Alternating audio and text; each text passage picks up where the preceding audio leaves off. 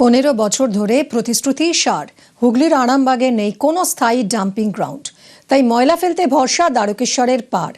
নদের পাড়ে কার্যত ময়লার পাহাড়, প্রতিনিয়ত জঞ্জাল মিশছে জলে।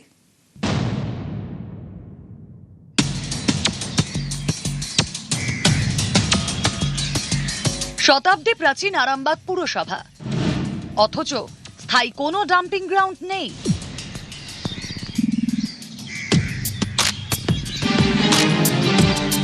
আরামবাগের রামকৃষ্ণ সেতুর তলায় সারা শহরের আবর্জনার পাহাড়। বছরের পর বছর এভাবেই চলছে। আমি এই মুহূর্তে দাঁড়িয়ে আছি আরামবাগ পুরসভার যে ডাম্পিং গ্রাউন্ড, তবে এটা কিন্তু স্থায়ী কোনো ডাম্পিং গ্রাউন্ড নয়। অথচ আরামবাগের 19টি ওয়ার্ডের সমস্ত ময়লা আবর্জনা এখানেই ফেলা হচ্ছে।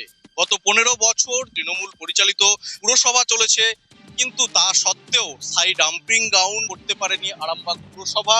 তাই কালীপুর যে ব্রিজ, আরামবাগের দ্বারকেশ্বর নদীর ওপর রামকৃষ্ণ সেতুর নিচে এই ডাম্পিং গ্রাউন্ড অস্থায়ীভাবে এখনো কিন্তু চলছে। দ্বারকেশ্বরের উপরে রামকৃষ্ণ সেতু, এখান দিয়ে গেলে নাকে রুমাল না চেপে চলাচল করাই দায়। দুর্গন্ধে অতিষ্ঠ স্থানীয়রা, তার উপর সব জঞ্জাল গিয়ে মিশছে নদের জলে। দামোদর অববাহিকার অন্যতম গুরুত্বপূর্ণ নদ দ্বারকেশ্বর। প্রায় প্রতি বছর বন্যার কবলে পড়ে আরামবাগ ও খানাকুলের বিভিন্ন এলাকা। বিশেষজ্ঞরা বলেন, পলি জমে জমে নদের গভীরতা কমে যাওয়ায় এই বছর এই সমস্যা। তার মধ্যে এত জঞ্জাল মিশে বিপদ বাড়াচ্ছে। মোটামুটি 4-5 বছর এখানেই ফেলা পলিউশন হচ্ছে, গ্যাস গন্ধে মানুষ যাতায়াত করছে। একটা স্থায়ী নোংরা ফেলার জন্য জায়গা করা অবশ্যই উচিত। সমস্যা আছে সেতু নিয়েও।